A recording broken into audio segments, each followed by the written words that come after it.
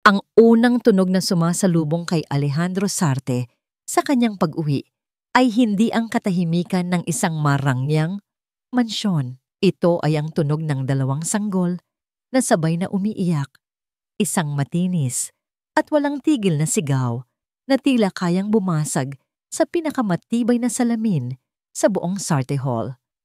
Para itong tunog ng kabiguan, ang tunog ng kanyang personal na impyerno.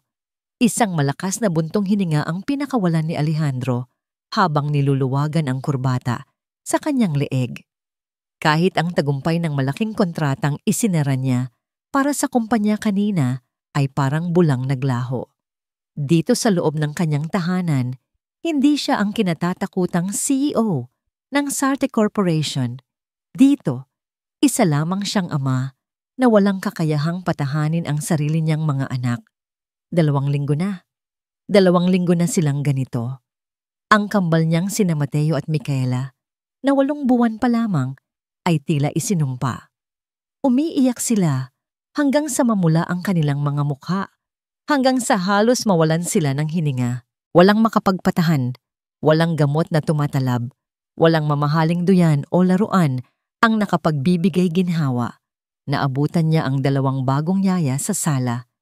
Kapwa nakasandal sa pader na may mga matang pagod at talunan. Ang isa'y sapo ang ulo, ang isa na may tila nagdarasal na. Anong nangyari? Tanong ni Monya. Ang boses ay mababa at puno ng awtoridad, ngunit may bahid ng pagod. Sir, sabi ng isa sa mga yaya, halos pabulong. Sinubukan na po namin lahat. Ayaw po talaga nilang tumigil. Mula pa kaninang tanghali. Napapikit si Alejandro. Ramdam niya ang pagkirot sa kanyang sentido. Ang bawat iyak ng kambal ay parang isang karayom na tumutusok sa alaala ng kanyang yumaong asawa, si Elena. Kung nandito lang si Elena, alam niyang hindi mangyayari ito. Kung nandito lang siya, ang bahay na ito ay mapupuno ng tawa, hindi ng iyakan.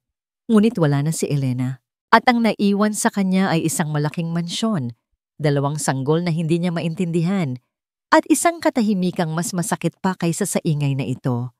Pumanhik siya sa 2 palapag, patungo sa nursery.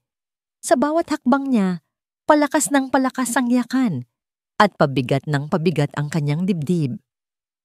Pumasok siya sa kwarto, at nakita ang eksenang sumisira sa kanyang puso araw-araw. Si Mateo na humahagulgol sa kanyang kuna at si Micaela na sumisipa-sipa sa ere habang walang tigil ang pag-iyak. Shh! Tahan na mga anak, sabi niya, kahit alam niyang walang epekto. Daddy's here. Binuhat niya si Mateo, mainit ang sanggol at basang-basa ng pinaghalong luha at pawis. Ipinatong niya ito sa kanyang balikat, tinapik-tapik ang likod. Ngunit lalo lang itong nagwala. Sinubukan niyang kargahin si Micaela, pero ganoon din. Isang pakiramdam ng matinding pagkatalo ang bumalot sa kanya. Kaya niyang patakbuhin ang isang multimilyong kumpanya, kaya niyang harapin ang pinakamatitinding business rivals, pero hindi niya kayang patahanin ang sarili niyang mga anak. Maya-maya, may kumatok ng marahan sa pinto.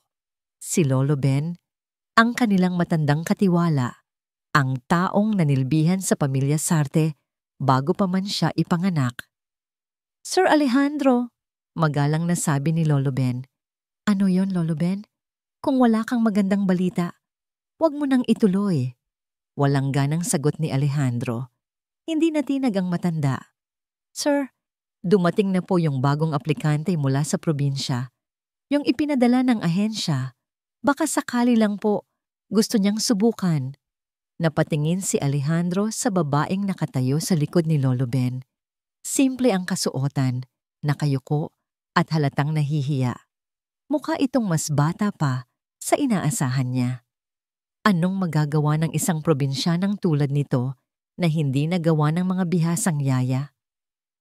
Marice de la Peña po, pakilala ng babae. Ang boses ay mahina.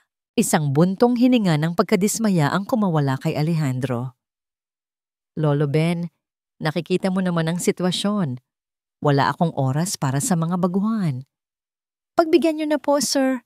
Kahit isang subok lang. Pakiusap ni Lolo Ben, may kakaibang tiwala sa kanyang mga mata. Sa sobrang pagod at desperasyon, wala nang nagawa si Alejandro kundi tumango. Sige, bahala kayo. Iniwan niya ang kambal sa kuna at lumabas ng kwarto. Sumandal siya sa pader sa pasilyo, hinihintay ang panibagong pagkabigo. Pumasok si Marice sa nursery. Sa siwang ng pinto, pinanood siya ni Alejandro.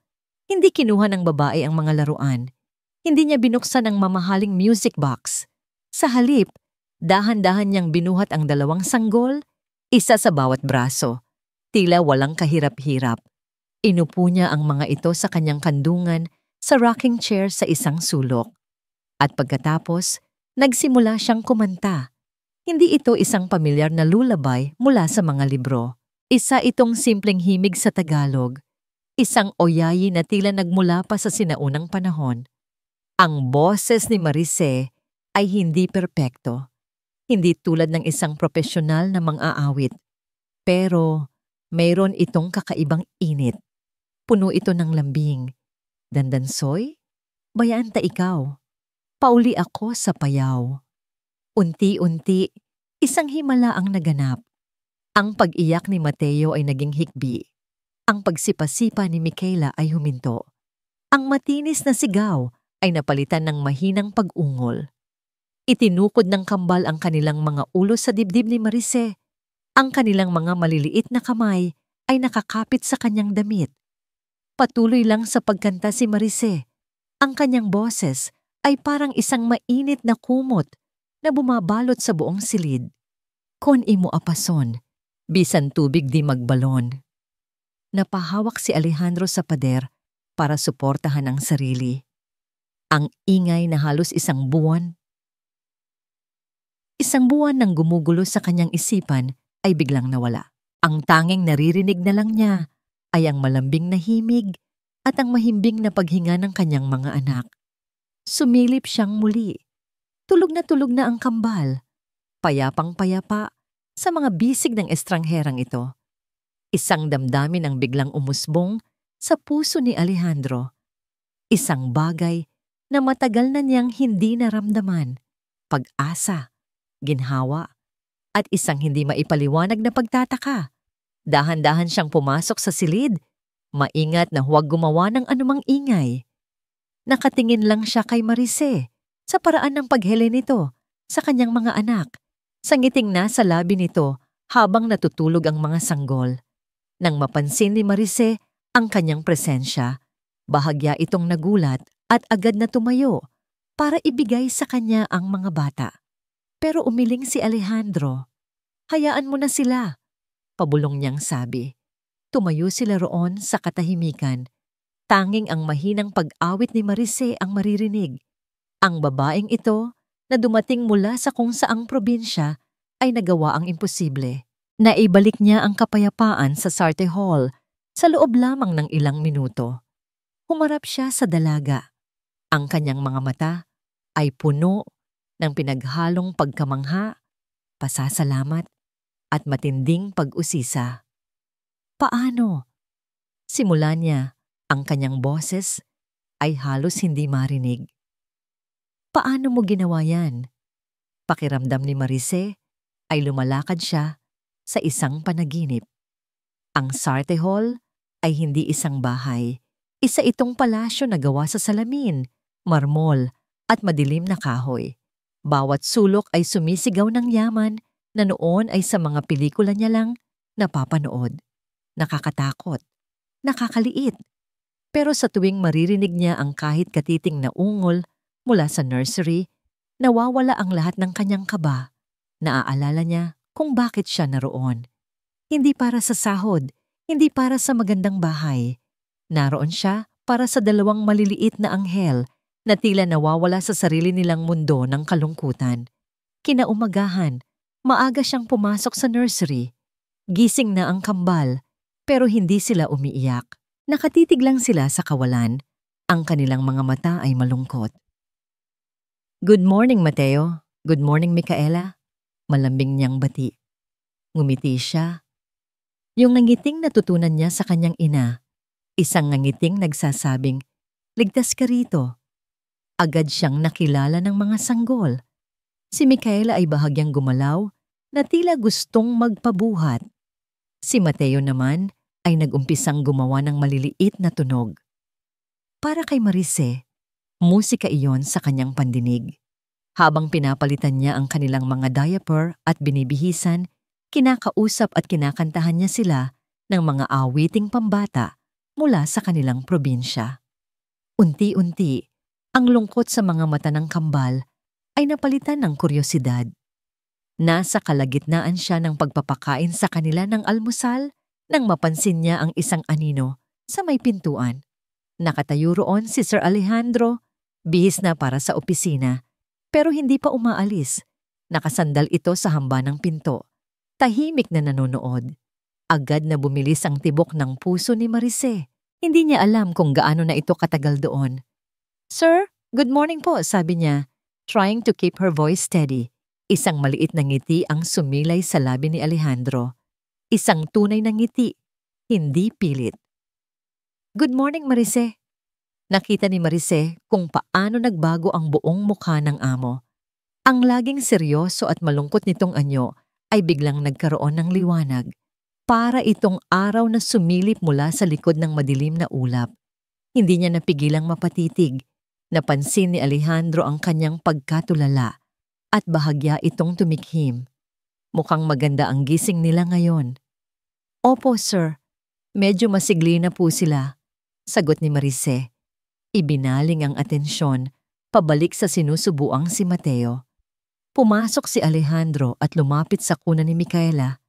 Natapos ng kumain, dahan-dahan niyang hinaplos ang buhok ng anak. "Matagal ko na silang hindi nakitang ganito." Kalmado. May kung anong kirot na naramdaman si Marice para sa kanya. Sa kabila ng lahat ng yaman nito, nakikita niya ang isang ama na nangungulila. Mamaya-maya, habang nagtitimpla siya ng gatas sa kusina, nagulat siya nang pumasok si Alejandro. "Marice," tawag nito. "Po, sir." "Yung kanta kagabi," sabi niya. Medyo nahihiya. "Ano yun? Saan mo natutunan?" "Ah, yun po ba?" sagot ni Marice. "Oyayi po yun sa amin sa Visayas, sir. Kinakanta po sa akin ng nanay ko noong bata pa ako." "May mahika yata ang kantang yon," sabi ni Alejandro, halos pabulong. Tumingin ito sa kanya at sa pagkakataong yon, hindi siya amo at katulong. Para lang silang dalawang taong nag-uusap. "Salamat, Marice. Talagang salamat." Isang simpleng pasasalamat pero sapat na yon para mamula ang mga pisngi ni Marice at gumaan ang kanyang pakiramdam. Ang payapang umaga ay biglang naputol nang may isang eleganteng kotse ang huminto sa tapat ng mansyon. Isang babaeng napakaganda, balingkinita ng katawan at bihis sa isang mamahaling damit ang bumaba. Si Dr. Veron po, ang pediatrician ng kambal. Bulong ng isang kasambahay kay Marice. Pumasok si Dr. Veron Arcila na parang pagmamay-ari niya ang lugar. Ngumiti siya nang makita si Alejandro. "Alejandro, darling, I was just in the area. Naisip kong kumustahin ang mga anghel natin." Ngunit ang nangiti ni Veron ay biglang naglaho nang makita niya si Marice na karga-karga si Micaela. At si Mateo naman ay masayang naglalaro sa kanyang playpen sa malapit. Naglakad papalapit si Veron. Ang kanyang mga mata ay sinusuri si Marice mula ulo hanggang paa. "At sino naman siya?" tanong niya. Ang boses ay matamis, ngunit ang tingin ay matalim. "Siya si Marice, ang bagong yaya," sagot ni Alejandro. "Oh, I see," sabi ni Veron. Isang peking ngiti ang gumuhit sa kanyang labi. "Isang probinsyana?" Tumingin siya kay Alejandro. "Darling, are you sure about this? We need someone with proper training. Ang pag-aalaga ng bata ay isang siyensya.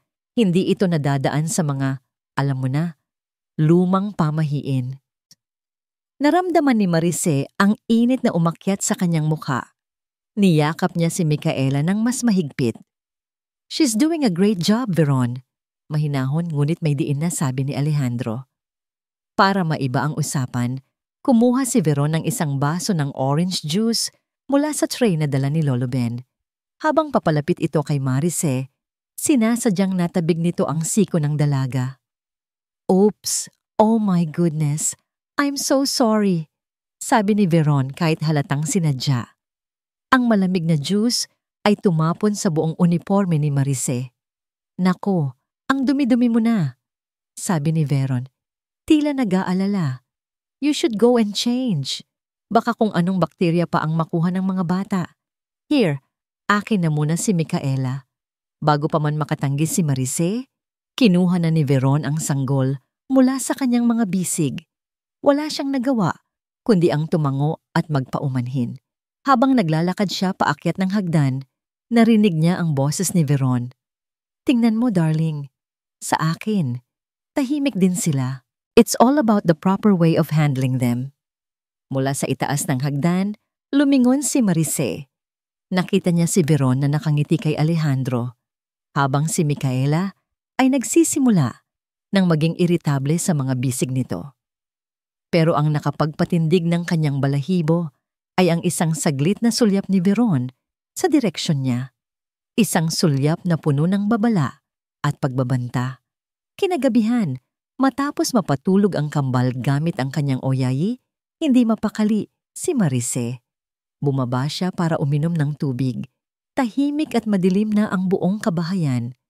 Akala niya lahat ay tulog na, pero sa kanyang pagdaan sa may kusina, may naaninag siyang liwanag mula sa ilalim ng pinto. Dahan-dahan siyang sumilip sa maliit na siwang. Nakatayo roon si Dr. Veron, nakatalikod. Sa ilalim ng mahinang ilaw sa ibabaw ng kitchen counter, may hawak itong isang maliit na bote na walang etiketa. Maingat nitong binuksan yon at kumuha ng ilang patak gamit ang isang dropper. Pagkatapos, lumingon ito. Ang mukha ay seryoso at malamig. Ang kanyang mga mata ay nakatuon sa direksyon ng hagdanan, sa direksyon ng kwarto ng kambal. Isang malamig na ngiti ang dahan-dahang gumuhit sa perpekto nitong mga labi. Sa kauna-unahang pagkakataon sa loob ng maraming linggo, nakatulog si Alejandro Sarte ng mahimbing.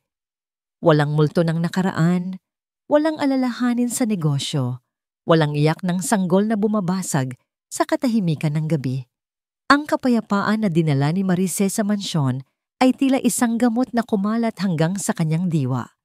Ngunit ang lahat ng gamot ay may katapusan.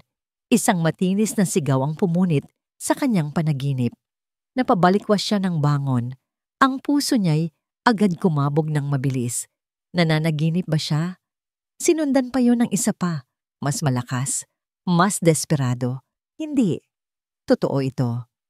Ang demonyo ay nagbalik. Halos liparin ni Alejandro ang hagdanan patungo sa nursery. Sa bawat hakbang, naririnig niya ang paglakas ng yakan at kasabay nito ang pagbabalik ng pamilyar na bigat sa kanyang dibdib.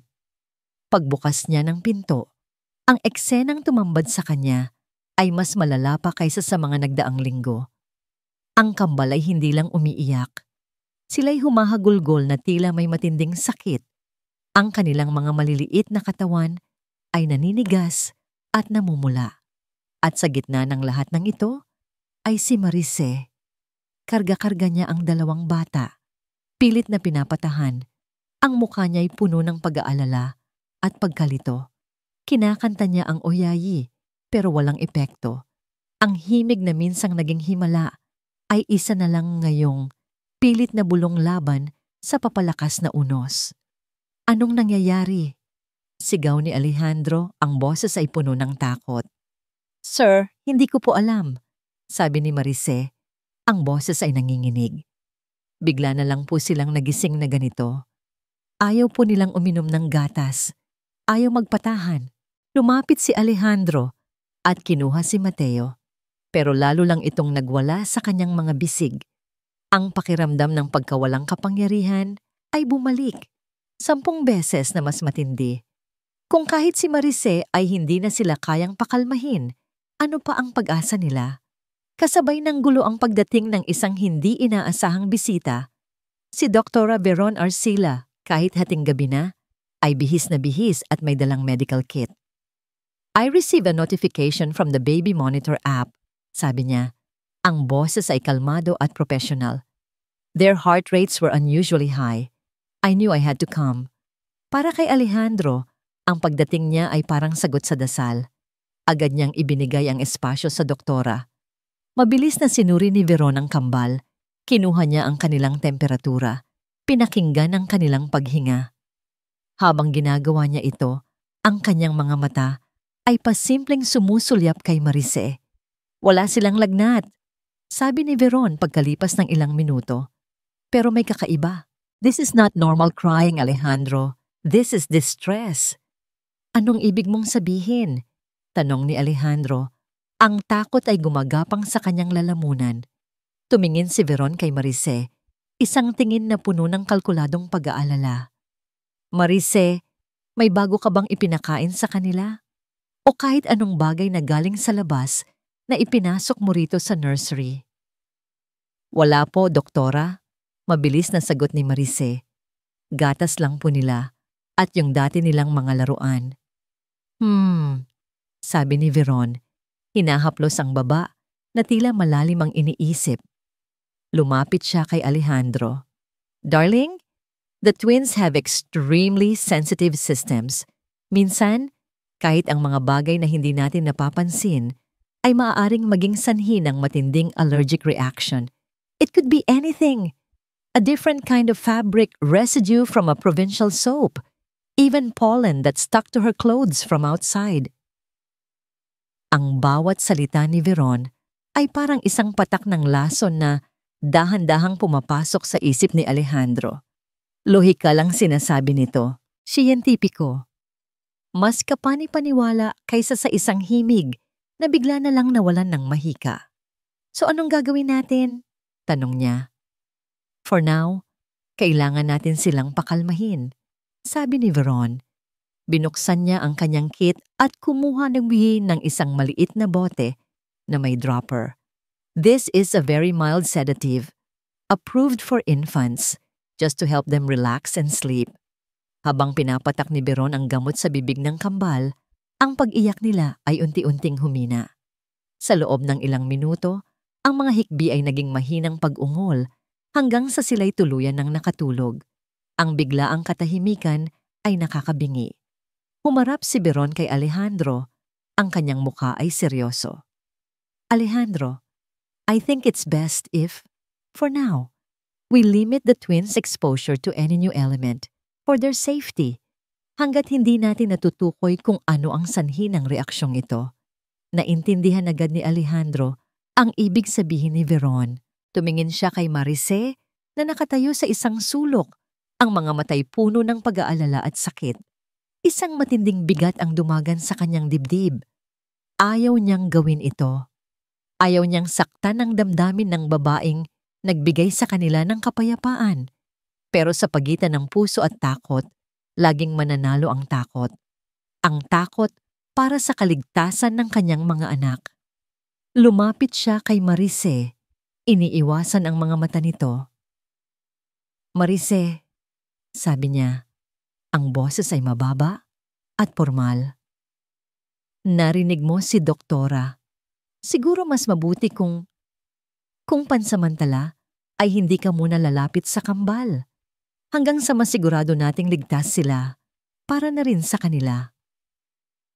Hindi sumagot si Marice, pero nakita ni Alejandro ang mabilis na pagbagsak ng kanyang mga balikat na tila may isang mabigat na bagay na ipinatong doon. Nakita niya ang pagkawala ng liwanag sa mga mata nito. Tumango lang ito ng marahan, isang beses. Pagkatapos ay tumalikod at dahan-dahang lumabas ng silid, walang imik. Naiwan si Alejandro. Pakiramdam niya'y isa siyang berdugo. You did the right thing, Alejandro, sabi ni Veron. Ipinatong ang isang kamay sa kanyang braso. A parent's primary job is to protect their children at all cost. Tumango si Alejandro, sinusubukang kumbinsihin ang sarili na tama ang kanyang desisyon. Tumingin siya sa mukha ni Veron na puno ng sinserong pag-aalala. Pero sa pasilyo, sa labas lamang ng siwang ng pinto, nakatayo si Marice sa dilim. Hindi niya narinig ang huling sinabi ng doktora. Ang tanging nakita niya, bago siya tuluyang tumalikod, ay ang isang saglit na pagbabago sa ekspresyon ni Veron habang nakatingin ito sa kanya. Isang ngiting hindi abot sa mata. Isang nangiti ng tagumpay. Ang bawat araw para kay Marice ay isang ehersisyo sa pagpipigil. Ang mansyon, na minsan niyang sinimulang ituring na isang kanlungan, ay naging isang magandang kulungan. Ang mga pader ay tila humihigpit sa kanya. Ang hangin ay tila mas mabigat. Pinagbawalan siyang pumasok sa nursery. At ang utos na yon mula kay Sir Alejandro ay parang isang pader na hindi niya kayang gibain. Ang pinakamasakit ay ang marinig ang muffled na iyak ng kambal mula sa kabilang silid at wala siyang magawa. Alam niya sa kanyang puso na hindi siya ang dahilan ng kanilang paghihirap. Pero sino ang maniniwala sa isang hamak na katulong? Determinado siyang patunayan ang kanyang sarili sa ibang paraan. Kung hindi niya sila maaalagaan ng direkta, gagawin niya ito sa abot ng kanyang makakaya. Isang umaga, naisipan niyang ipagluto sila ng lugaw, isang espesyal na lugaw na may tinadtad na manok at malunggay. Ang sikretong recipe ng kanyang ina na pampalakas ng resistensya. Maingat niyang inihanda ang bawat sangkap. Ibinubuhos ang lahat ng kanyang pagmamahal at pag-asa sa maliit na kaldero. Umaasa siyang sa pamamagitan nito, maipaparamdam niya sa amo na nag-aalala siya, na mapagkakatiwalaan siya. Habang hinahalo niya ang lugaw, pumasok sa kusina si Dr. Veron para kumuha ng isang basong tubig. "Nagluluto ka pala," sabi nito. Ang boses ay walang emosyon. "Para kanino yan?" "Para po sa kambal, doktora. Pampalakas po." Magalang na sagot ni Marice. Tumango lang si Veron at uminom ng tubig. Nakatalikod sa kanya. Bago ito umalis, may sinabi ito na hindi niya lubos na naintindihan. Ang mabuting intensyon ay hindi sapat kung kulang ka sa kaalaman. Hindi ito pinansin ni Marice. Nang maluto na ang lugaw, maingat niya itong isinalin sa 2 maliit na mangkok at ipinadala sa itaas. Ilang sandali pa, narinig niya ang pagbaba ni Sir Alejandro sa hagdanan. Ang mga yapak nito ay mabigat.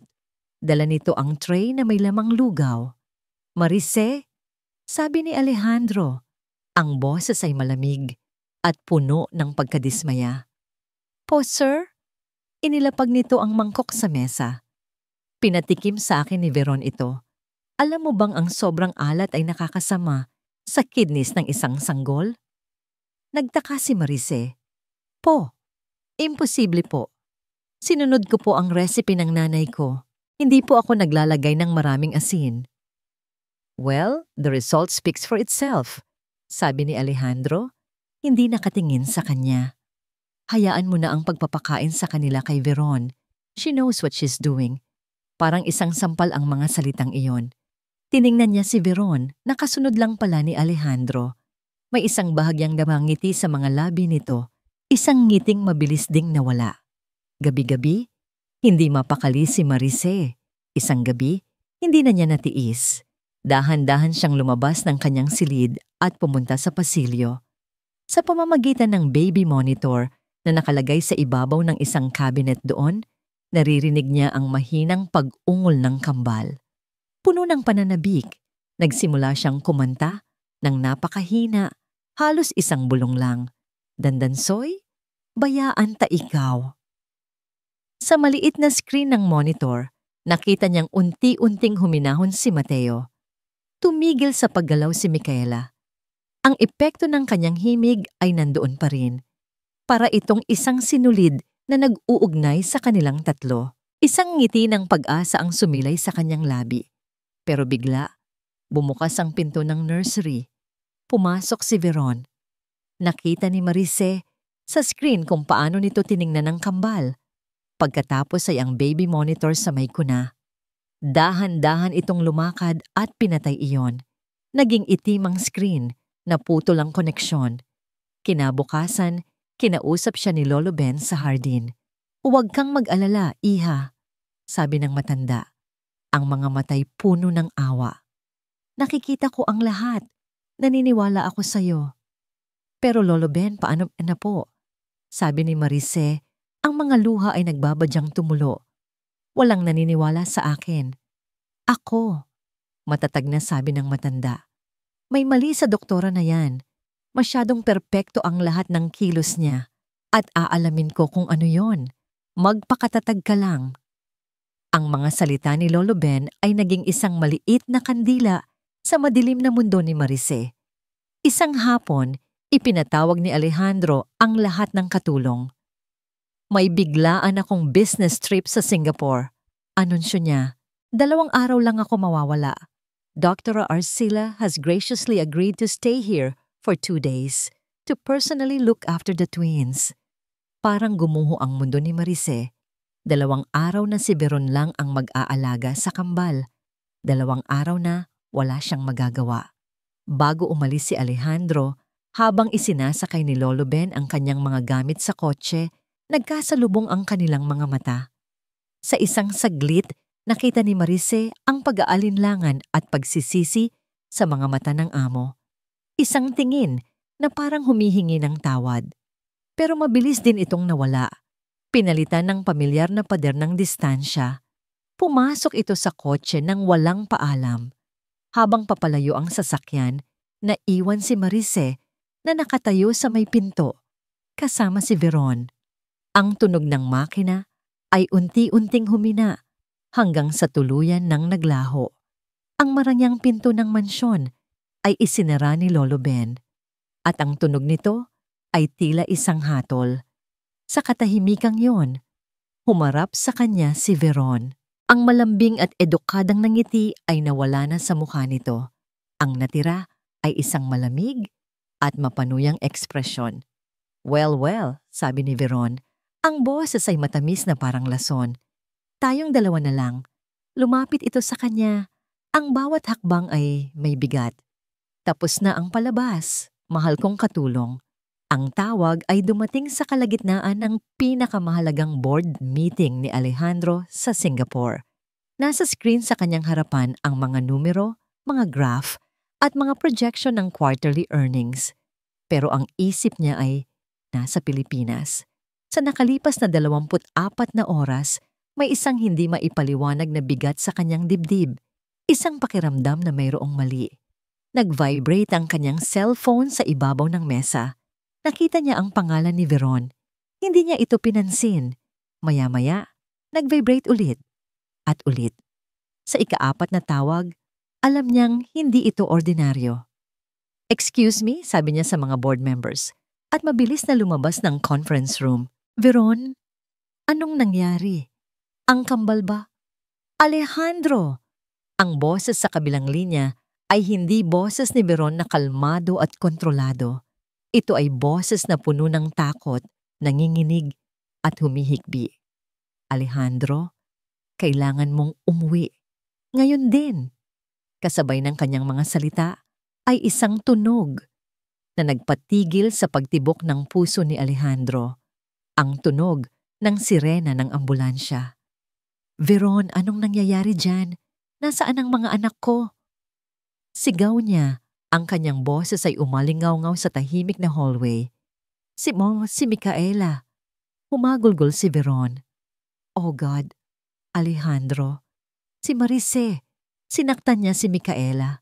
Ang mga salitang yon ay parang isang bala na tumama sa dibdib ni Alejandro. Hindi. Imposible. Napakapit siya sa salaming pader ng hallway. Ang kanyang mga tuhod ay biglang nanghina. Anong sinasabi mo?" "Nahuli ko siya." Patuloy ni Veron sa gitna ng kanyang mga hikbi. "May pasa sa braso si Micaela at nakita ko si Marice." Tinatakpan niya ang bibig ng bata para hindi marinig ang iyak.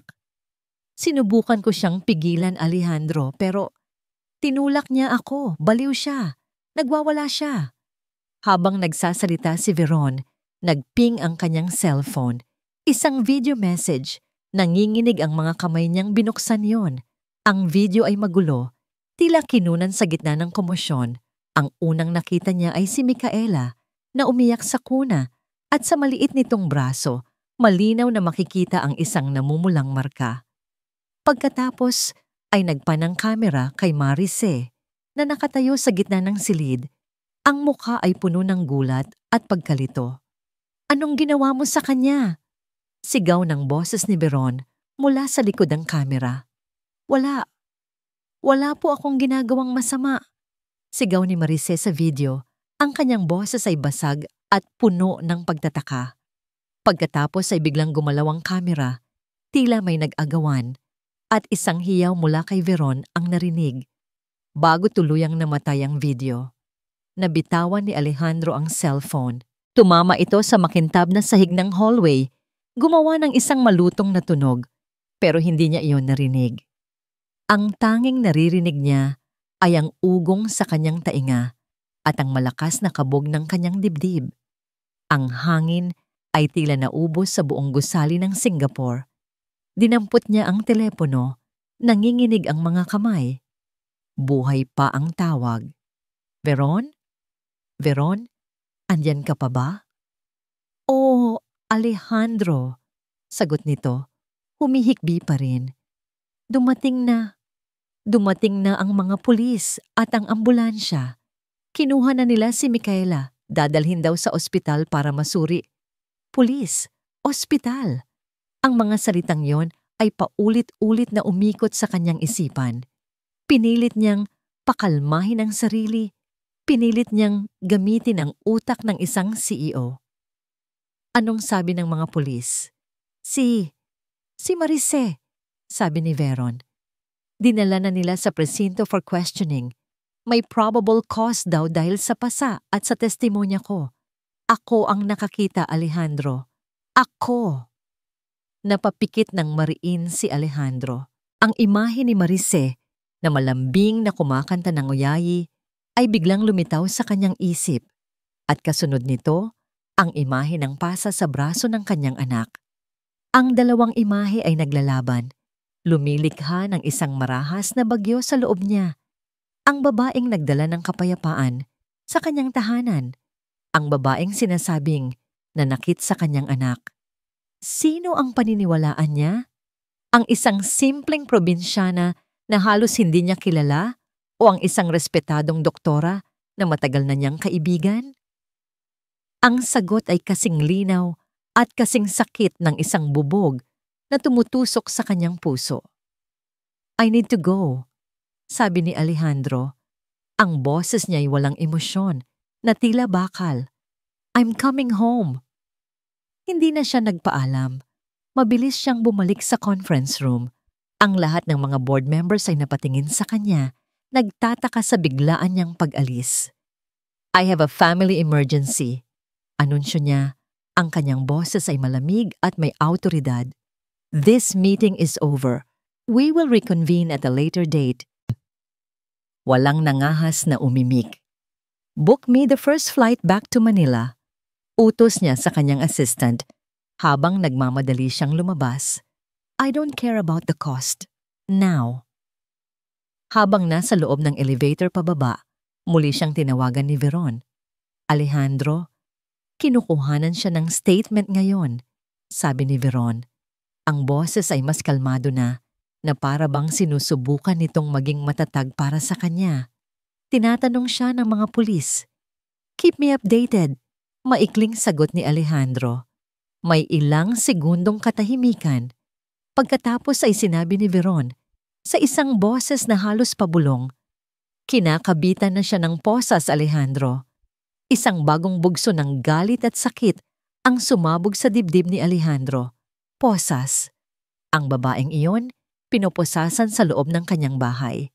Nang ilalabas na nila siya, dagdag pa ni Veron, lumingon siya sa may hagdanan. Tumingin siya sa may security camera sa pader. Umiiyak siya, Alejandro, at umiling-iling na parang may gusto siyang sabihin sa'yo sa pamamagitan ng kamera. Ang imahe ay malinaw sa isip ni Alejandro. Si Marice, nakaposas, umiiyak, nakatingin sa isang piraso ng teknolohiya, desperadong sinusubukang iparating ang isang mensaheng hindi na niya kailanman papakinggan. Para sa kanya, ang pagtingin na yon ay hindi pagmamakaawa ng isang inosente. Ito ay ang huling pagkukunwari ng isang traidor. Ang unang bagay na napansin ni Marice sa loob ng interrogation room ay ang lamig. Hindi ang lamig mula sa aircon na walang tigil sa pagbuga ng hangin, kundi ang lamig ng bakal na upuan na kanyang kinauupuan, ang lamig ng mesang bakal sa kanyang harapan, at higit sa lahat, ang lamig sa mga mata ng pulis na paulit-ulit na nagtatanong sa kanya. "Uulitin ko, Miss De La Peña," sabi ng pulis. Ang kanyang boses ay pagod at walang pasensya. "Ano ang ginawa mo kay Baby Micaela Sarte?" "Wala po akong ginawa." Paulit-ulit din niyang sagot. Ang kanyang boses ay nanginginig at paos na sa kaiiyak. "Nasa kusina po ako. Narinig ko ang sigaw ni Doktora. Pag-akyat ko po, ganoon na ang nakita ko." Binuklat ng pulis ang isang folder sa kanyang harapan. Pero ayon sa medical report ni Dr. Veron Arcila, isang respetadong pediatrician, ang pasa sa braso ng bata ay resulta ng isang marahas na pagpisil o pag-alog. At ayon sa testimonya niya, naabutan kanyang tinatakpan ang bibig ng bata. "Hindi po totoo yon. Isang bitag po ang lahat," sigaw ni Marice. Ang kanyang boses ay puno ng desperasyon. Sumandal ang pulis sa kanyang upuan at tiningnan siya na parang isang nakakaawang insekto. "Miss, sino sa tingin mo ang mas paniniwalaan namin? Isang doktora o isang katulong na kagagaling lang sa probinsya?" Ang tanong na yon ay sumampal sa kanya ng mas malakas kaysa sa anumang pisikal na pananakit. Sa mga sandaling iyon, naintindihan niya, hindi mahalaga ang katotohanan. Ang mahalaga ay kung sino ka. At siya, si Marice de la Peña, ay isang wala. Pagkatapos ng walang katapusang tanungan, dinala siya sa isang maliit at masikip na selda. Ang amoy ng pinaghalong pawis at lungkot ang sumalubong sa kanya. Nang isara ang rehas, ang tunog nito ay tila isang hatol ng kamatayan sa kanyang pagkatao. Umupo siya sa isang manipis na banig sa semento. Doon, sa dilim, niyakap niya ang kanyang mga tuhod. Ang tanging liwanag ay nagmumula sa isang maliit na bumbilya sa pasilyo. Ipinikit niya ang kanyang mga mata at ang mga alaala ay bumuhos na parang isang sirang dam. Ang unang ngiti ni Mateo nang kantahan niya ito, ang pagkapit ng maliliit na daliri ni Micaela sa kanyang kamay. Ang bihirang ngiti ni Sir Alejandro sa kusina noong tinanong siya nito tungkol sa kanyang uyayi. Mga sandaling nagbigay sa kanya ng pag-asa, mga sandaling para na ngayong isang malayong panaginip. "Sir Alejandro," imbulong niya sa hangin. Ang pangalan nito ay parang isang dasal na walang kasagutan. "Bakit po? Bakit hindi kayo naniniwala sa akin?" Ang bawat oras na lumipas ay parang isang taon. Ang katahimikan ay nakakabingi. Hinihintay niya ang pagdating ni Sir Alejandro. Umaasa siyang darating ito, titingin sa kanyang mga mata at makikita ang katotohanan. Pero walang dumating, walang tawag, walang mensahe, tanging ang nakakabinging katahimikan. Kinabukasan, isang gwardiya ang lumapit sa kanyang selda. "May bisita ka." Isang kislap ng pag-asa ang nabuhay sa kanyang puso. Si Sir Alejandro na kaya ito? Pero si Lolo Ben ang nakita niya. May dalang isang maliit na supot ng pagkain at ilang gamit. Pumatak ang luha sa mga mata ni Marice nang makita ang mabait na mukha ng matanda. "Lolo Ben," hikbi niya. "Magpakatatag ka, iha," sabi ni Lolo Ben sa siwang ng rehas. Ang kanyang boses ay mahina, ngunit matatag. "Huwag kang mawalan ng pag-asa. May tiwala ako sa'yo." Ibinigay nito sa kanya ang supot. "Kumain ka. Kailangan mong lakasan ang iyong loob." Ang simpleng kabaitan na yon ay nagbigay sa kanya ng kaunting lakas. Kahit isang tao lang ang naniwala sa kanya, marahil ay may pag-asa pa. Ngunit ang pag-asang yon ay hindi nagtagal. Kinahapunan, isang babaeng hindi niya kilala ang lumapit sa kanyang selda. Nagpakilala ito bilang isang public attorney, isang abogadong itinalaga ng gobyerno para sa kanya. Miss De La Peña, sabi ng abogada. Ang boses ay formal at walang emosyon habang binabasa ang ilang papel. Nirepaso ko na ang kaso mo. Child abuse, isang non-bailable offense, ngunit sinubukan naming mag-file ng motion for bail. Tumingin si Marice sa kanya. Ang puso niya'y kumakabog. Nakalaya na po ba ako? Umiling ang abogada, iniiwasan ang kanyang mga mata. I'm sorry, the motion was denied. Bakit po? Ang panig ng biktima, sabi ng abogada. Itinuro ang isang pangalan sa papel. Si G. Alejandro Sarte ay formal na tumanggi sa anumang uri ng piyansa. Sa sandaling iyon, gumuho ang lahat. Hindi ang pulis, hindi ang sistema, si Sir Alejandro mismo, ang taong pinagkatiwalaan niya, ang taong pinagsilbihan niya ng buong puso. Siya mismo ang nagkandado ng pinto ng kanyang selda at itinapon ang susi. Hindi na napigilan ni Marice ang paghagulgol, isang iyak na puno ng sakit, ng pagkakanulo, ng tuluyang pagkasira ng puso. Sumandal siya sa malamig na pader ng selda, ang sementong yon ang tanging nakayakap sa kanya. Wala na siyang lakas na umiyak pa. Ang tanging nararamdaman na lang niya ay isang malawak na kawalan. Ang huling sinag ng pag-asa sa kanyang puso ay tuluyan ng namatay. Nawala na si Marice. Sa papel, dapat ay bumalik na sa normal ang lahat. Ang akusado ay naalis na. Ang eksperto na si Dr. Veron Arcila na ang personal na namamahala sa kambal, dapat ay payapa na. Pero ang katahimikan sa Sarte Hall ay hindi kapayapaan. Ito ay isang malamig at mabigat na kumot. Ang mga tawa ng ibang kasambahay ay naging pabulong. Ang buong mansyon ay tila humihinga ng mababaw na para bang natatakot na gumawa ng ingay. Si Alejandro mismo ang pinakanakakaramdam nito. Ang pag-iyak ng kambal ay hindi na kasing dalas ng dati. Salamat sa gamot na regular na ibinibigay ni Veron. Ngunit napalitan naman ito ng isang bagay na mas nakakabahala. Isang walang siglang pananahimik. Hindi na sila tumatawa, bihira na silang ngumiti.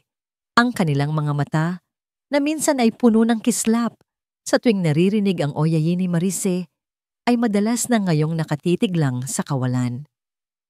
They're still recovering from the trauma. Paliwanag ni Veron isang gabi habang naghahapunan sila. The important thing is that they are safe now, under proper care. Sinubukan ni Veron na gampanan ang papel ng perpektong may bahay. Pinapalitan niya ang mga bulaklak sa florera. Nagmumungkahi siya ng mga bagong kulay ng pintura para sa nursery. Pinaplano niya ang isang welcome back to health party para sa kambal. Pero habang pinapanood siya ni Alejandro, may isang salitang pumapasok sa kanyang isip. Pilit. Lahat ay pilit. Ang mga ngiti nito, ang pag-aalala, ang pagiging abala, parang isang magaling na aktres na ginagampanan ng isang papel.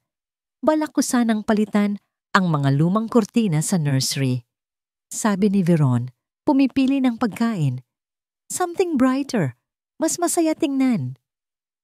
Hindi sumagot si Alejandro. Ang isip niya ay lumilipad sa ibang lugar. Pagkatapos ng hapunan, hindi siya mapakali. Pumanhik siya sa nursery. Natutulog na ang kambal, ngunit ang kanilang paghinga ay tila mababaw. Umupo siya sa rocking chair kung saan niya unang nakitang kumanta si Marice. May isang maliit na bagay na nakasiksik sa pagitan ng mga unan. Kinuha niya ito. Isang munting manika na gawa sa retaso. Simple ang pagkakagawa. Hindi perpekto ang mga tahi, pero malinis.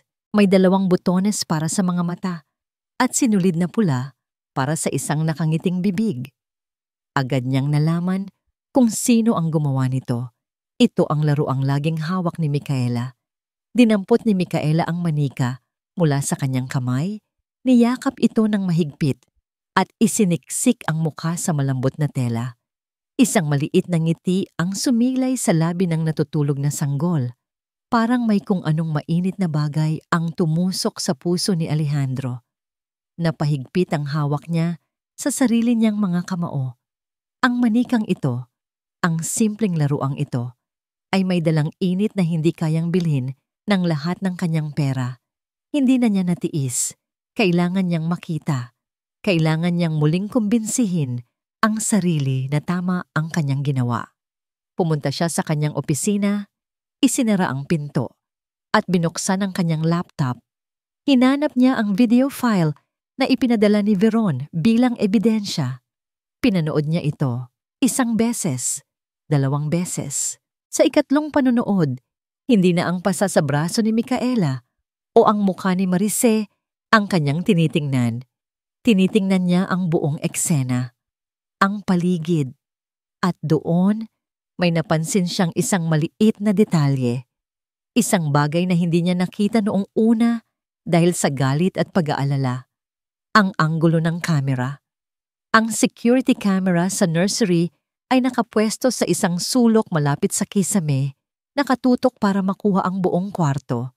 Pero sa video ni Veron, ang kuha ay mas mababa ng kaunti at mas nakatutok sa kuna ni Micaela, na para bang may nag-adjust nito bago pa man magsimula ang gulo. Bakit parang isinadya ang anggulo? Isang malamig na kuryente ang gumapang sa kanyang likuran. Mabilis siyang tumayo at bumalik sa nursery. Kumuha siya ng silya at maingat na inakyat ito para abutin ang kamera.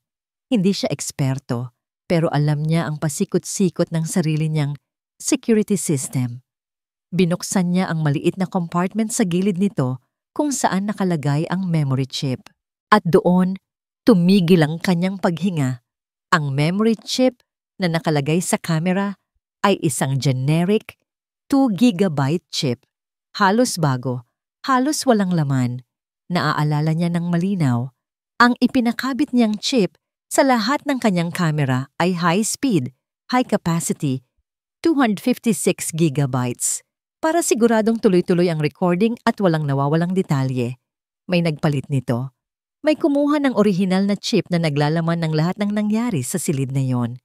At pinalitan ito ng isang bago at halos walang laman na memory card. Ang katotohanan ay sumampal sa kanya ng buong lakas. Hindi ito pagkakamali. Ito ay pananabutahe. Bumaba siya sa silya, hawak ang maling memory chip. Ang kanyang mga kamay ay nanlalamig. Ang kanyang puso ay kumakarera. Mabilis niyang kinuha ang kanyang cellphone. Isang numero lang ang pumasok sa kanyang isip. Ang nag-iisang tao sa buong mundo na pinagkakatiwalaan niya ng buong buo. Lolo Ben? Sabi ni Alejandro nang sagutin nito ang tawag. Ang kanyang boses ay mahina, ngunit puno ng urgensya. Pumunta ka sa opisina ko, ngayon din. Ilang sandali pa, pumasok ang matandang katiwala. Ang muka ay puno ng pag-aalala. Isinara ni Alejandro ang pinto. Hindi siya nagsalita. Itinuro lang niya ang CCTV camera na nasa kanyang kamay. Humarap siya kay Lolo Ben. Ang kanyang mga mata ay nagliliyab sa pinaghalong galit at nagsisimulang pagsisisi. Lolo Ben, tanong niya, ang bawat salita ay may bigat. May napansin ka bang kahit anong kakaiba sa kamera na to nitong mga nakaraang araw? Tiningnan ni Lolo Ben ang CCTV camera na hawak ni Alejandro. Pagkatapos ay ibinalik niya ang tingin sa kanyang amo. Isang malalim na buntong hininga ang pinakawalan ng matanda, na tila may isang mabigat na pasanin na matagal na niyang dinadala. Alam kong darating ang araw na itatanong-tanan niyo sa akin yan, sir. Sabi ni Lolo Ben. Ang kanyang boses ay kalmado ngunit may diin. Naglakad siya papalapit sa isang malaking aparador ng mga libro sa isang sulok ng opisina. Hindi siya kumuha ng libro. Sa halip marahan niyang itinulak ang isang bahagi ng estante. Isang halos hindi mapansing siwang ang bumukas na naglabas ng isang maliit na digital keypad. Nag-type siya ng isang serye ng mga numero. Isang mahinang tunog ang narinig at ang isang bahagi ng istante ay umusog. Nagpapakita ng isang maliit na vault na nakatago sa likod nito. Napatanga si Alejandro. Ipinanganak at lumaki siya sa bahay na ito. Pero ni minsan ay hindi niya nalaman ang tungkol sa sikretong yon. Ano yan, Lolo Ben? Pag-iingat, Sir Alejandro. Sagot ng matanda habang binubuksan ng vault. Nang pumanaw ang Senyora Elena ninyo, ipinangako ko sa kanya na babantayan ko kayo at ang magiging mga anak ninyo. At natutunan ko sa tagal ng panahon na ang pinakamalaking banta ay minsan nagmumula sa mga taong pinakamalapit sa atin. Di mula sa loob ng vault, kinuha ni Lolo Ben ang isang itim na hard drive. Isinaksak niya ito sa isang port sa likod ng malaking desktop computer ni Alejandro. Mula nang dumating si Dr. Veron sa buhay ninyo, hindi na po ako naging mapanatag. Pagpapatuloy ni Lolo Ben habang nagbubukas ng mga file. Masyadong perpekto, masyadong kalkulado, kaya nagpasiya akong magdagdag ng sarili kong proteksyon. Tumingin siya kay Alejandro. Ang lahat ng kamera sa mansyon ay may 2 recording system, sir. Ang una ay yung nasa memory chip na madaling palitan. Ang pangalawa ay isang live feed na direktang sinesave sa hard drive na ito na naka-encrypt at nakatago dito. Huminto sa pagtibok ang mundo ni Alejandro. Sa computer screen, isang pamilyar na interface ang lumitaw. Ang view mula sa lahat ng kamera sa mansyon. Pinili ni Lolo Ben ang camera sa nursery. Itinipe niya ang petsa at oras ng insidente. Sir, handa na po ba kayong makita ang katotohanan? Tanong ng matanda. Hindi sumagot si Alejandro. Tumango lang siya. Ang kanyang lalamunan ay tuyong-tuyo. Pinindot ni Lolo Ben ang play. Ang video ay mula sa isang bahagyang naiibang anggulo, mas mataas at mas malawak. Ito ang orihinal na anggulo. Ang unang bahagi ng video ay nagpakita ng isang payapang silid. Pumasok si Dr. Veron. Lumingalinga siya. Sinisiguradong walang tao. Mabilis siyang lumapit sa kuna kung saan natutulog ang kambal. Kinilabutan si Alejandro sa sumunod na nakita. Mula sa kanyang bulsa, kinuha ni Veron ang isang maliit na bote at isang dropper. Ang parehong bote na nakita ni Marice sa kusina. Dahan-dahan niyang ipinatak ang isang likido sa bibig ng natutulog na si Mateo. Pagkatapos ay kay Micaela. Diyos ko! Bulong ni Alejandro, napatayo. Hindi pa doon natapos. Umupo si Veron sa isang silya at naghintay. Ilang minuto lang ang lumipas, nagsimulang maging iritable ang kambal hanggang sa sila'y sabay na humagulgol ng malakas. Ito ang tunog na gumising kay Marice. Ito ang tunog na nagdulot ng gulo. Habang umiiyak ang mga bata, tumayo si Veron. Hindi para patahanin sila. Lumapit siya sa orihinal na CCTV camera. Kumuha siya ng isang maliit na screwdriver, binuksan ito, kinuha ang memory chip at pinalitan ng isa pa. Pagkatapos, maingat niyang inadjust ang anggulo nito para mas tumutok sa kuna. Ang lahat ay planado. Ang lahat ay sinadya. Hindi. Nanginginig na sabi ni Alejandro. Napasapo sa kanyang bibig. Ang hangin ay hindi na pumapasok sa kanyang mga baga, pero ang pinakamasakit na bahagi ay kasunod pa lamang. Matapos ayusin ang kamera, bumalik si Veron sa kuna ni Micaela. Ang sanggol ay umiiyak pa rin ng malakas. Walang awa. Walang pag-aalinlangan. Kinuha ni Veron ang braso ng bata at gamit ang kanyang sariling mga daliri, pinisil niya ito ng mariin. Isang mas malakas at mas matinis na iyak ang pinakawalan ni Micaela. Isang iyak ng tunay na sakit. Sa ilalim ng malinaw na HD na kuha ng kamera ni Lolo Ben, kitang-kita kung paano dahan-dahang namula at nagkaroon ng marka ang balat ng sanggol. Kasabay noon, ang pinto ay bumukas. Pumasok si Marice. Ang muka ay puno ng pag-aalala. At doon na nagsimulang sumigaw si Veron. Anong ginawa mo sa kanya? Tulong! Sinaktan niya ang bata. Ang buong eksena ay isang kasinungalingan, isang masalimuot at demonyong pag-arte.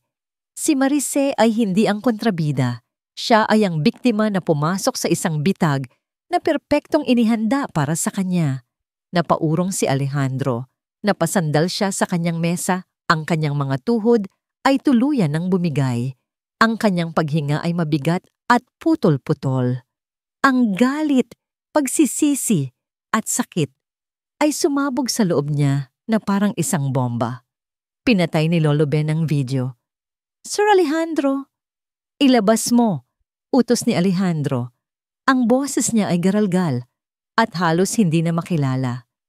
"Ilabas mo ang video na yan." "Anong ibig niyong sabihin, sir?" "Kopyahin mo sa isang USB," sabi ni Alejandro, dahan-dahang tumayo. Ang kanyang mga mata ay nag-aapoy sa isang galit na hindi pa niya naramdaman sa buong buhay niya. "Tawagan mo ang abogado ko, tawagan mo ang hepe ng pulisya, at tawagan mo ang PR team ng kumpanya." Tumingin siya kay Lolo Ben. Ang kanyang mukha ay nababalot ng isang determinasyon na nakakatakot. "Sisiguraduhin kong malalaman ng buong mundo kung sino si Dr. Veron Arcila. At pagkatapos, huminga siya ng malalim. Ilalabas natin si Marise sa impyernong ako mismo ang naglagay sa kanya." Ang galit ni Alejandro Sarte ay isang tahimik na puwersa. Hindi ito sumisigaw, hindi ito nagwawala. Ito ay malamig, kalkulado, at walang awa, tulad ng isang bagyo na tahimik na namumuo sa karagatan bago nito wasakin ang lahat sa kanyang daraanan. Matapos ang gabing iyon ng katotohanan, hindi siya natulog. Ginamit niya ang bawat oras, bawat minuto, para buuin ang kanyang plano. Ang unang tawag ay sa kanyang abogado, isa sa pinakamagaling sa bansa.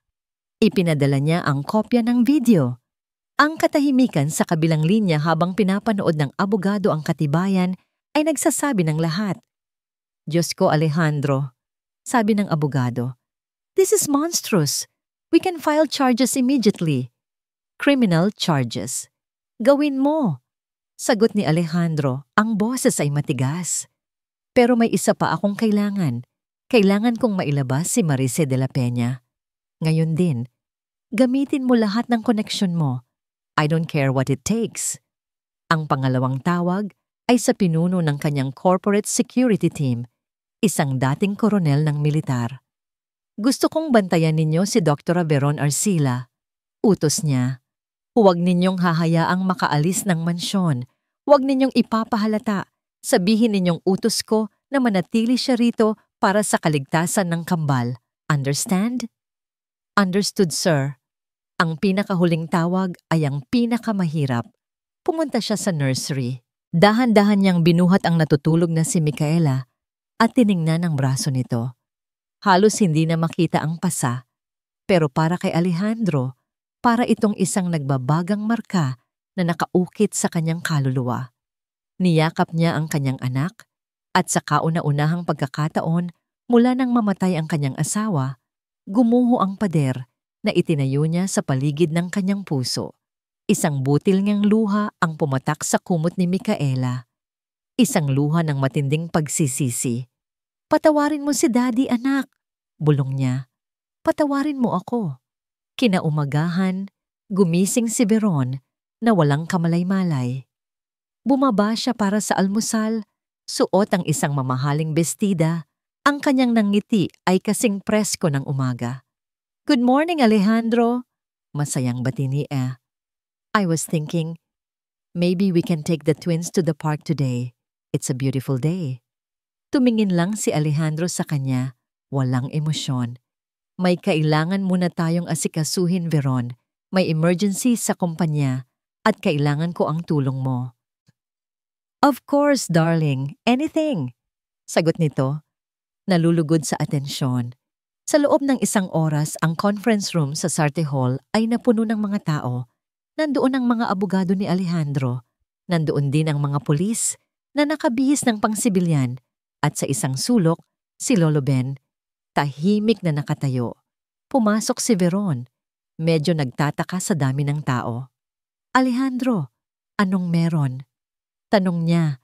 Ang nangiti ay nagsisimula ng maging pilit. Hindi sumagot si Alejandro. Tumango lang siya sa kanyang abogado. Dora Veron Arcila, formal na sabi ng abogado, narito kami para imbestigahan ang kasong isinampal laban kay Miss Marice de la Peña. Anong iimbestigahan pa? Sabi ni Veron. Tumatawa ng bahagya. It's an open and shut case. The girl is guilty, nakita ko. Talaga ba? Sabi ng abogado. Maikli itong sumenya sa isang technician. Ang malaking screen sa dingding na karaniwang ginagamit para sa mga business presentation ay biglang umilaw.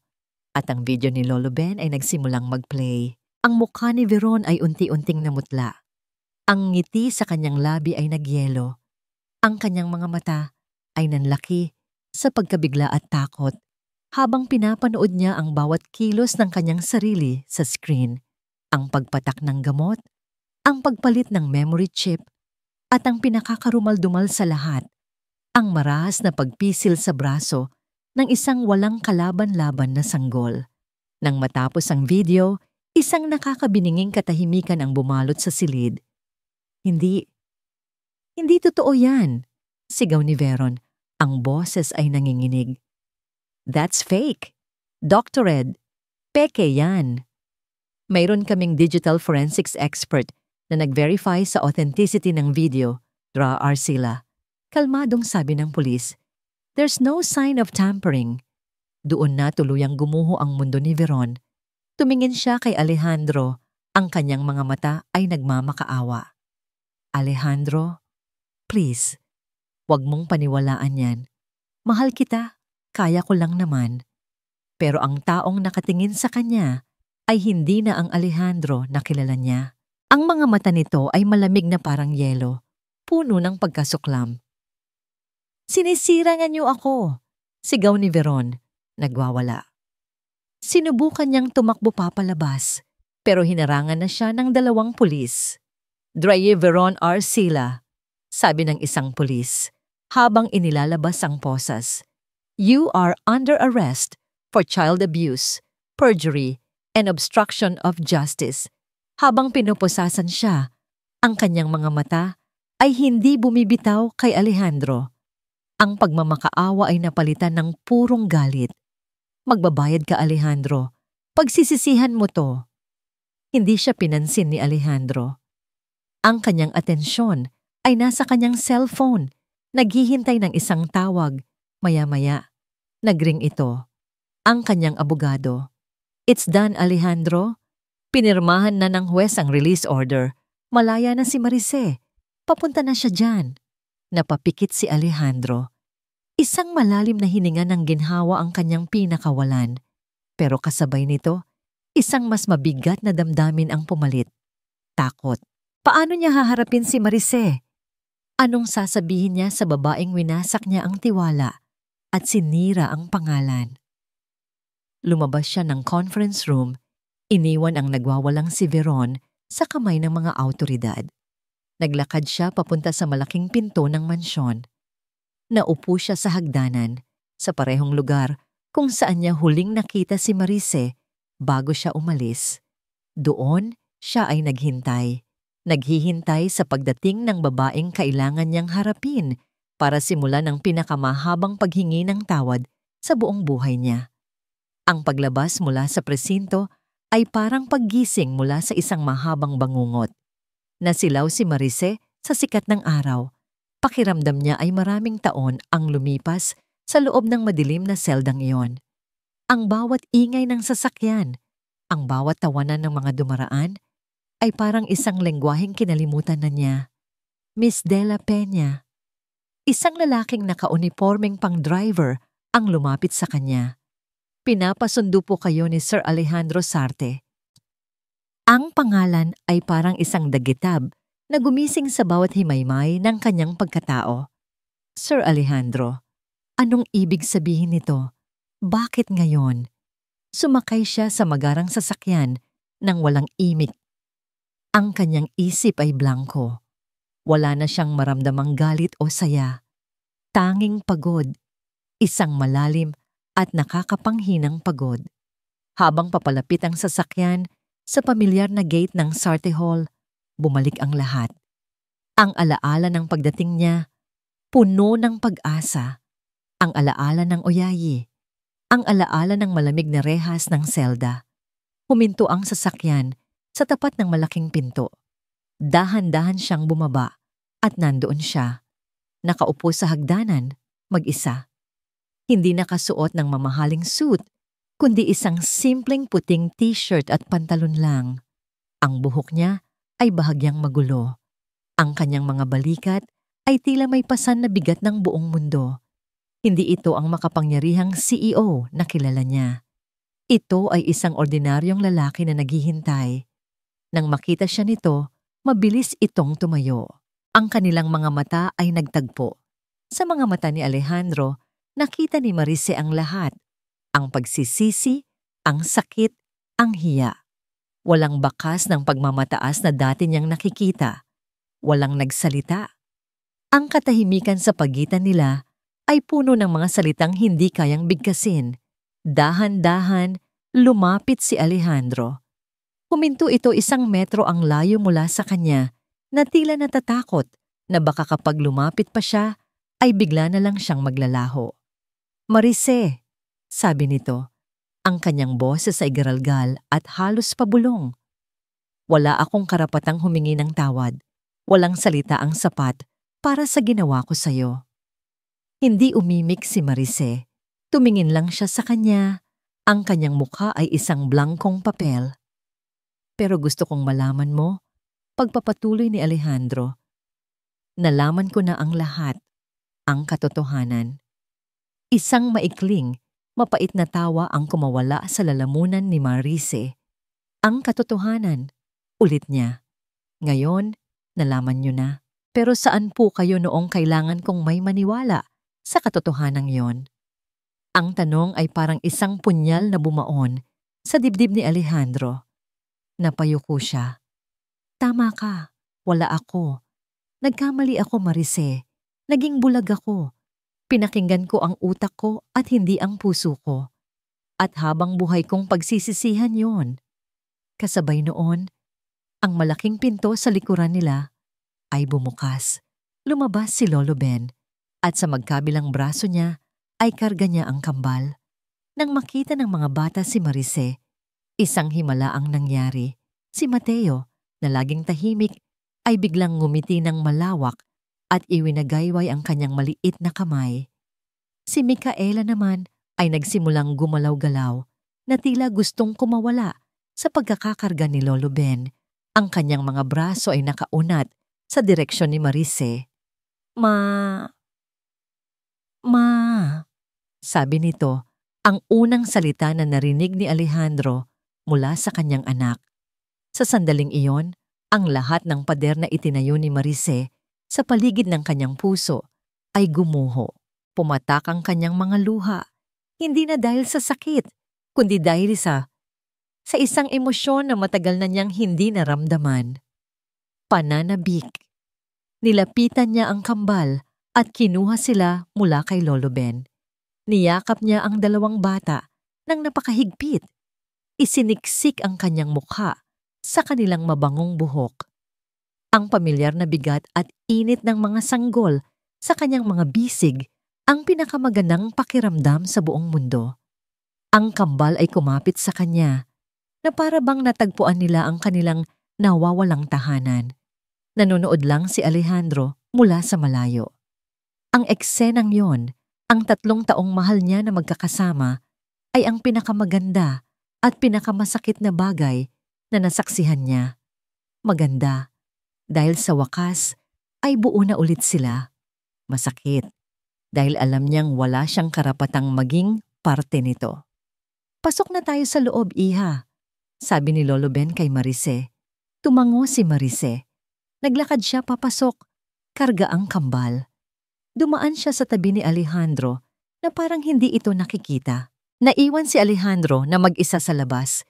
Hindi siya sinundan ni Marice, hindi niya siya pinatawad. Pero binigyan siya nito ng isang bagay na mas mahalaga. Ang makitang muli ang nangiti sa labi ng kanyang mga anak.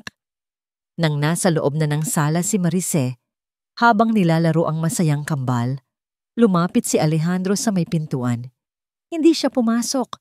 Sumandal lang siya roon, pinapanood sila.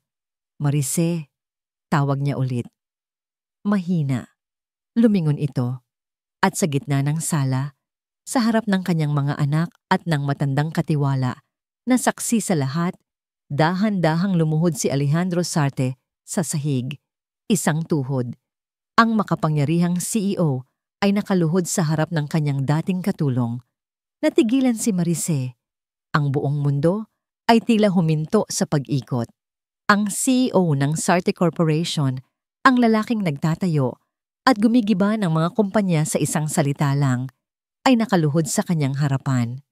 "Sir, tumayo po kayo." Sabi niya. Ang boses ay halos hindi marinig. Pakiramdam niya ay hindi tama ang nakikita niya. Umiling si Alejandro, hindi inaalis ang tingin sa kanya. Ang kanyang mga mata ay puno ng isang emosyon na hindi pa nakikita ni Marice dati, isang malalim at taos-pusong pagsisisi. "Hindi, Marice," sabi niya. Ang boses ay basag. "Dito lang ako. Dahil dito ako nararapat, sa lupa. Dahil tinapakan ko ang pagkatao mo, tinapakan ko ang tiwala mo." Hinawakan niya ang kamay ni Mateo at Micaela na masayang nakakandong kay Marice. "Hindi ako humihingi ng tawad para sa sarili ko. Humihingi ako ng tawad para sa kanila. Dahil sa aking pagkabulag, ipinagkait ko sa kanila ang nag-iisang tao na nagbigay ng init at pagmamahal sa bahay na ito. Ipinagkait ko sa kanila ang kanilang ina." Ang salitang ina ay lumabas sa kanyang bibig na parang isang sagradong panata. Sa sandaling iyon, naintindihan ni Marice, hindi lang ito tungkol sa kanila ni Alejandro. Ito ay tungkol sa isang pamilyang nawasak at muling binubuo. Dahan-dahan, ibinaba niya ang kambal sa sahig. Lumapit siya kay Alejandro at marahang hinawakan ang kanyang balikat. "Tumayo na po kayo, sir." Nang magtama ang kanilang mga mata, hindi na niya nakita ang pagkasuklam o galit sa mga mata ni Marice, kundi isang malalim na pag-unawa. Tumayo si Alejandro. Ang kanilang mga kamay ay bahagyang nagkadikit. Isang kuryente ang dumaan sa pagitan nila, isang halo ng sakit na pinagdaanan at ng isang bagong pag-asa. "Ang Sarte Hall," sabi ni Alejandro, malalim ang kanyang boses, ay naging isang malamig na libingan matapos mawala si Elena. Ang tawa ng mga bata ay naging iyak, pero dumating ka, Marice. Sa iyong oyayi, sa iyong kabaitan, ibinalik mo ang buhay. Ikaw ang nagbalik ng nangiti sa kanilang mga labi at init sa puso ko. Huminga siya ng malalim. Ang kanyang mga mata ay nanatiling nakatingin sa kanya. "Hindi ako humihiling ng kapatawaran. Hinihiling ko lang ang isang pagkakataon. Isang pagkakataon upang patunayan na karapat-dapat ako sa tiwala na minsan kong sinira. Hindi lang para sa sarili ko, kundi para sa ating mga anak." Napatingin si Marice sa kambal na masayang naglalaro sa ilalim ng tingin ni Lolo Ben. Ang kanilang mga ngiti ay kasing liwanag ng araw. Nakita niya ang pagbabago sa mga mata ni Alejandro. Hindi na ang dating mayabang at mapagmataas na tingin, kundi isang tingin ng kapakumbabaan at tunay na pagmamahal. Napakagatlabi si Marice. Maraming sakit ang dinulot sa kanya ni Alejandro, pero ang nakita niya ngayon ay isang lalaking nagsisisi, isang lalaking handang yumukod, hindi dahil sa kapangyarihan, kundi dahil sa pagmamahal. At sa kanyang puso, alam niyang kung hindi siya magpapatawad, hindi rin siya magiging malaya. "Sir Alejandro," sabi niya, ang kanyang boses ay puno ng emosyon. "Ang sakit po ay hindi madaling mawala. Pero nakikita ko po ang sinseridad ninyo." Nag-angat ng tingin si Alejandro. Isang maliit na kislap ng pag-asa ang sumilay sa kanyang mga mata. "Pero Patuloy ni Marice, hindi po ako handang maging ina nila. Hindi po ganoon kadali iyon. Tumingin siya sa kambal, pagkatapos ay kay Alejandro. Pero handa po akong magbigay ng pangalawang pagkakataon para sa kanila at para sa isang bagong simula. Ang mga salitang iyon ay parang musika sa pandinig ni Alejandro. Isang buwan ang lumipas. Ang Sarte Hall ay unti-unting nabuhay muli. Ang tawa ng kambal ay muling umalingaw-ngaw sa mga pasilyo. Hindi na sila gumagamit ng anumang gamot. Ang tanging gamot nila ay ang presensya ni Marice, ang kanyang uyayi, at ang kanyang walang sawang pagmamahal. Si Dr. Averon Arcila ay nahaharap sa maraming kaso. Ang kanyang lisensya ay kinansesela, ang kanyang reputasyon ay nawasak. Ang kanyang pagbagsak ay kasing tindi ng kanyang pagpapanggap. Para kay Alejandro, ang bawat araw ay isang pagkakataon para itama ang kanyang mga pagkakamali. Sinigurado niya na si Marice ay may buong kalayaan at respeto sa mansyon. Naglaan din siya ng pondo para sa pamilya ni Marice sa probinsya at ipinasok ang kapatid nito sa isang magandang eskwelahan. Ang kanyang relasyon kay Marice ay dahan-dahang namumukadkad. Nagsisimula silang magkaroon ng mahabang pag-uusap, hindi na tungkol sa kambal, kundi tungkol sa kanilang mga pangarap, sa kanilang mga takot. Nakita ni Marice ang isang Alejandro na mas simple, mas totoo, at mas malapit sa kanyang puso. Isang hapon, kinuha ni Alejandro ang kambal at si Marice para sa isang impromptu trip sa Tagaytay. Ang sariwang hangin at ang tanawin ng Taal Volcano ay nagbigay sa kanila ng kapayapaan. Ang kambal ay masayang naghahabulan sa berdeng damuhan. Ang kanilang mga tawa ay lumulutang sa hangin. Umupo si Alejandro at Marice sa isang bench. Pinapanood ang mga bata. "Marice?" sabi ni Alejandro. Ang kanyang boses ay malumanay. Lumingon si Marice sa kanya. "Salamat," sabi ni Alejandro. At sa pagkakataong ito, ang kanyang ngiti ay tunay at puno ng pagmamahal. Salamat sa pagtuturo sa akin kung ano ang tunay na kahulugan ng tiwala at kung ano ang tunay na halaga ng isang pamilya. Dahan-dahan, iniabot niya ang kanyang kamay. Hindi niya ito pilit. Hinihintay niya ang desisyon ni Marice. Isang malalim na hininga ang pinakawalan ni Marice. Ang kanyang puso ay bumubulong ng oo. Ang kanyang mga kamay, na minsan ay namanhid sa lamig ng posas, ay dahan-dahang lumapit sa kamay ni Alejandro. Nang maglapat ang kanilang mga palad, isang init ang gumapang sa kanyang buong katawan. Sa sandaling iyon, alam niyang ito na ang simula. Hindi ng isang engrandeng pag-ibig na tulad sa pelikula, kundi ng isang pag-ibig na binuo sa abo ng pagkakamali, sa ilalim ng liwanag ng katotohanan at sa pundasyon ng matinding pagpapatawad. Isang pag-ibig na nagmula sa uyayi ng isang inosenteng kaluluwa at nagbigay buhay sa isang pamilyang halos nawala na. Nagtama ang kanilang mga tingin at sa paglubog ng araw sa Taal Volcano, isang bagong kabanata ang nagsimula para sa pamilya Sarte. Isang kabanata na puno ng pag-asa, pagmamahal at ang katotohanan na ang tunay na yaman ay matatagpuan sa puso.